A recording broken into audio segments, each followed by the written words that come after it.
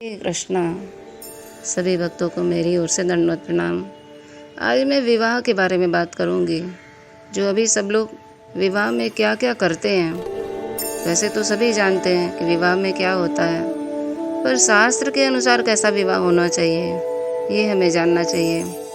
क्या नाचने गाने को विवाह कहते हैं? क्या जहाँ दारू पीकर हुल्लड़ मचाते हैं वहाँ विवाह होता है?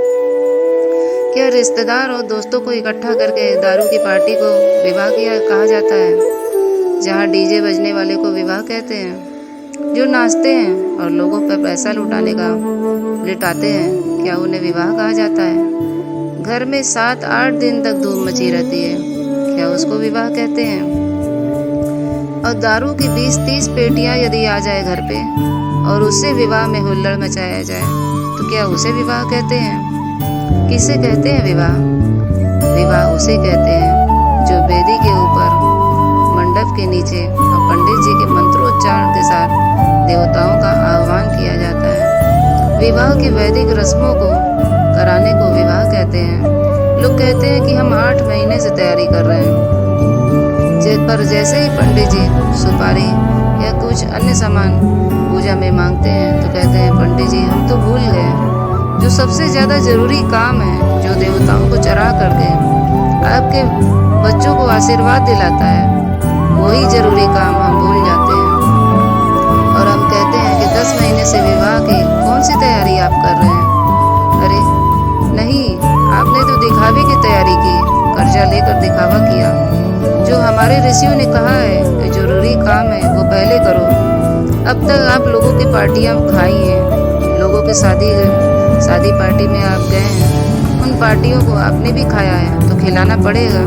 तो ठीक है, आप दिखावा मत करिए, शादी से पहले जितने आपको पार्टियां खिलाई है आप उनको खिला दीजिए। परंतु जब आप दिखावा करना चाहते हैं तो खूब करो, मगर असली काम तो समय पे करो। आप 6 घंटे नाचने में लगा देते हैं, 4 घंटे मेहमानों से मिलने में लगा देते हैं, 3 घंटे जयमाल में लगा देते हैं, 4 घंटे फोटो खिंचवाने में लगाते हैं, और पंडित जी के सामने आप कहते हैं कि पंडित जी जल्दी करो जल्दी करो। पंडित जी भी बेचारे क्या करें, वो कहते हैं सब स्वाहा। जब तुम खुद ही बर्बाद होना चाहते हो तो पूरी रात जगना पंडित जी के लिए भी क्या जरूरी है? क्या उन्हें भी अपना कोई दूसरा काम ढूंढना है? उन्हें भी अपनी आजीविका चलानी है, मतलब असली काम के लिए आपके पास समय नहीं है। मेरा कहना ये है कि आप अपने सभी नाते रिश्तेदार, दोस्त, भाई, बंधुओं को कहो कि आप जो यह फेरों का काम कर रहे हैं उसमें सभी लोग उपस्थित हों। जैसे किसी मंदिर में, गौशाला में, आश्रम या धार्मिक स्थल पर, किसी पवित्र स्थान पर करें। जहाँ दारू पी गई है, जहाँ मांस खाए गए, वहाँ हड्डियाँ फेंकी गई हैं, क्या उस मैरिज हॉल में, क्या इन सब अशुद्ध जगह पे देवी देवता आके आपके वर वधू को आशीर्वाद दे पाएंगे? क्या आप इन्हें विवाह कहते हैं? जहाँ नाचना कूदना और पी करके मस्त रहना, हुल्लड़बाजी करना, ये सब विवाह के नियम नहीं है। विवाह को एक मुहूर्त का दिन निश्चित किया जाता है और उस समय सिर्फ और सिर्फ विवाह के ही रीति रिवाज पूरे होते हैं। और यह शुभ कार्य किसी पवित्र स्थान पर किया जाता है, किसी गुरुजन के, किसी मंदिर में, किसी सुंदर धर्मशाला में जहाँ भगवान स्थापित हो, उन सब जगह पे। आप खुद ही विचार करिए कि क्या हमारे घर में कोई मांगलिक कार्य है जिसमें सब आएँ और अपने ठाकुर जी को ही भूल जाएं, अपने भगवान को भूल जाएं, तो अपने कुल देवता को भूल जाएं? ऐसा कहीं हो सकता है? भला ऐसे में भगवान देवी देवता कोई प्रसन्न होगा आपके इस कार्य से? नहीं। तो फिर हमें ऐसा कोई काम ही नहीं करना है जिससे हमारे देवी देवता रुष्ट हो जाएं। जहाँ एक वर वधू को आजीवन एक साथ रहना है, वहाँ उन्हें आशीर्वाद देवी देवताओं का नहीं मिला, सिर्फ नाच गाना और मांसाहार करके, शराब पी करके, ऐसे में कोई देवी देवता का प्रकट हो करके या हमें आशीर्वाद देने नहीं आ पाएंगे। इसी कथा में एक कथा आता है कि नाम स्मरण की साधना का परिणाम क्या है।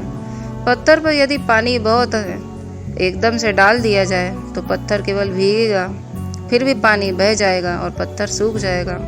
किंतु वह पानी यदि बूंद बूंद पत्थर पर एक ही जगह गिरता रहेगा तो पत्थर में छेद होगा और कुछ ही दिनों के बाद पत्थर टूट जाएगा। इसी प्रकार निश्चित समय पर, स्थान पर स्मरण किया जाए, भगवान का नाम लिया जाए और साधना की जाए तो उसका परिणाम अधिक होता है। जैसे चक्की में 2 पाटे होते हैं, उनमें यदि एक स्थिर रहकर दूसरा घूमता रहे तो अनाज पिस जाता है और आटा बाहर आ जाता है। यदि दोनों पाटे एक साथ घूमते रहेंगे तो अनाज नहीं पिसेगा और हमारा परिश्रम व्यर्थ हो जाएगा। इसी प्रकार मनुष्य में भी 2 पाटे हैं, एक मन है और दूसरा शरीर है। उसमें मन स्थिर है, पाटा है वो, और शरीर घूमने वाला पाटा है। अपने मन को भगवान के प्रति स्थिर किया जाए और शरीर से गृहस्थी के कार्य किया जाए तो सत्संग से वैराग्य, वैराग्य से विवेक और विवेक से स्थिर तत्व ज्ञान और तत्व ज्ञान से मोक्ष की प्राप्ति हो सकती है। हरे बोल। तो ये हमारे कहने का तात्पर्य ये है कि भगवान के भूले बिना ही, भगवान हमारे ठाकुर जी को याद करते हुए हर कार्य को संपन्न किया जाए। कहीं ऐसा न हो अशुद्ध वातावरण रहे और उसमें आप भगवान को, देवी देवता को आह्वान करिए, या फिर आप सब काम में, सब चीज़ में आप पूरा समय दिए, पूरा तैयारी किए, लेकिन जैसे ही भगवान की भक्ति पूजा का, उनको चढ़ावे का समय आया तो आप उसमें भूल गए। तो देवी देवता भी ये देखते हैं कि आपने तो हमारे लिए कुछ नहीं किया, तो फिर आप बड़े बड़ी आशीर्वाद, बड़ी बड़ी कामना लेकर के भगवान के पास कैसे जा सकते हैं। भगवान भी तो हमें देख रहे हैं ना कि हम किस प्रकार से उनकी भक्ति सेवा कर रहे हैं। तो ऐसा गलती व्यर्थ में न हो जाए और हम अपराधी न बन जाए भगवान के चरणों में, ये हमें नहीं करना है। तो हमें सावधान होकर भगवान श्री हरि के श्री चरणों में भक्ति करनी चाहिए, ताकि हमारे भगवान हमसे हर समय भगवान की कृपा दृष्टि में, हम वृष्टि में भीगते रहें। तो सदा जपते रहिए हरे कृष्णा कृष्ण कृष्ण हरे हरे, हरे राम राम राम हरे हरे।